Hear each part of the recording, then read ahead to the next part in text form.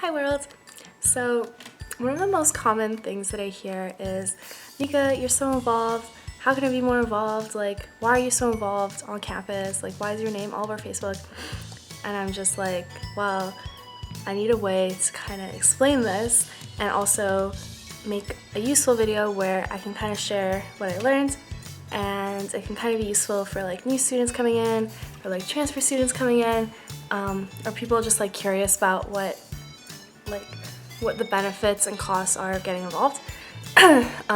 So before I start, I think a lot of people have like misconceptions about why they should get involved and like why I get involved and things like that, but I think really you have to ask yourself, like, what is it that you wake up every morning and you feel like you should be doing in order to feel like fulfilled.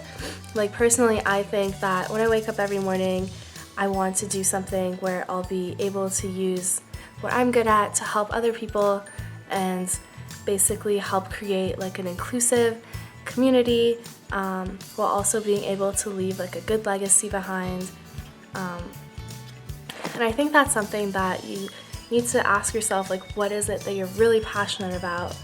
And that'll kind of help you identify why you want to get involved and what exactly will fulfill what you want from getting involved. So that being said, there are five main communities of ways you can get involved on campus, and I'm going to break it down for you in terms of things you can learn from it, time commitment, and then costs.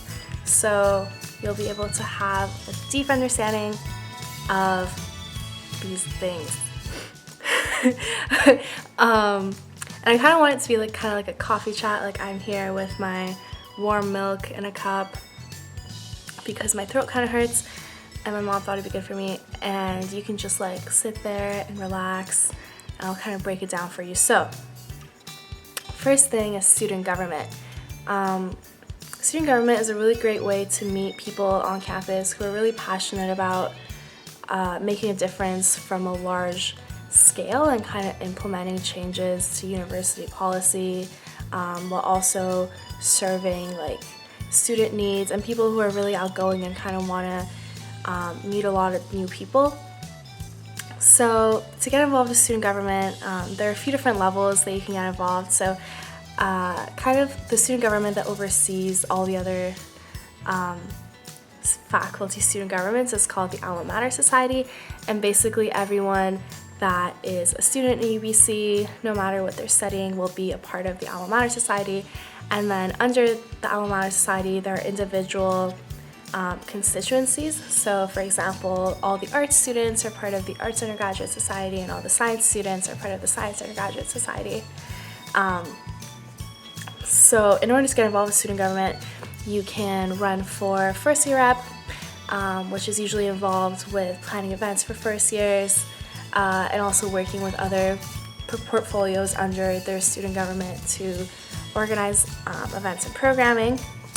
And then you could also be an alma mater society representative within your arts or science or solder, commerce faculties, and then that basically involves being representing your students to the larger alma mater society. So this usually happens in September. Things you can learn from it is event planning and organization skills, meeting a lot of new people, learning how to oversee and manage like a council, like a whole group of people, as well as like coordinating between different people on campus, for example, the Center for Student Involvement and Careers, or UBC faculty and staff. So it's really interesting in that sense.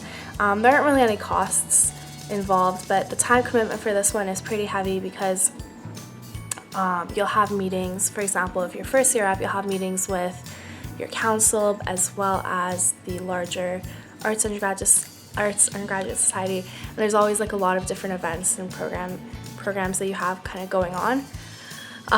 So that's student government. The next one is residence. So as a first year resident, there are a lot of different ways that you can get involved just within your residence, which is really fun. So one of them is obviously applying to be a residence advisor for the following year. So this role involves keeping residents safe and helping build community in your residence. And then there's also the Residence Hall Association, which is kind of like student government for your residence. So you have a house president who will organize events and programming within your house, and then you'll have a floor representative for each of the floors in your building who will sit on the house council and help plan events. So things like Halloween events or like a secret snowflake gift exchange during the fall. Or my council even made yearbooks last year, so that's super fun. So things you get out of it: meeting more people in your residence, kind of seeing how residence council functions and how events are planned and where the money that you pay for residents kind of goes. Costs, not like, like financial costs are really involved, well, except for the cost to live on residence, I guess. And then time commitment. So for this one, it's a pretty smaller time commitment. So people that want to get involved but aren't really looking for like a very overwhelming time commitment can kind of get involved with residence life, because that's like a smaller time commitment because you have weekly meetings, but you don't have like more than one meeting a week, and it's usually just an hour long. So that's residence life. And then another one is Greek life. So Greek life is really great because you get to meet a lot of people with like-minded values. Sometimes you get to travel to meet other chapters of your sorority or fraternity. There's scholarship programs. There's a lot of different philanthropy aspects to Greek life. So every Greek organization has their own philanthropy that they support. And then of course there's the social benefits and the parties and things like that. So things you get out of it: meeting a lot of new people, getting involved with philanthropic causes you care about, meeting people from different places, so the networking benefits. Costs, so cost for this one can be a little heavier, which is something you can consider, although there's like different options for that. And then time commitment, so this is a pretty heavy time commitment. You have weekly meetings, but then there's also other ways to get involved, which may not be necessarily mandatory, but they may be things that you really want to do. So you'll see yourself getting kind of more like a larger time commitment with this way to get involved. So that's Greek life. Another one is rec sports. So this is basically people who organize intramural sports, as well as big sporting events such as Storm the Wall, which is really fun event where you do like a variety of different activities like swimming, running, biking, and then at the end you climb this like 12-foot wall, which is really fun. Not too sure about costs and time commitment for this one, but I know that things you get out of it are the same types of like networking benefits, meeting a lot of interesting people, and getting the same type of event planning skills that you get in other things. And then finally, clubs. I put this as like a big general category because there's a lot of different clubs, but they don't really work the way that high school clubs do. So a lot of clubs at UBC will, for example, like accounting club, that's just a random example, they'll host like a couple of big events throughout the year, but they don't necessarily have weekly meetings the same way as like a debate club would have in high school.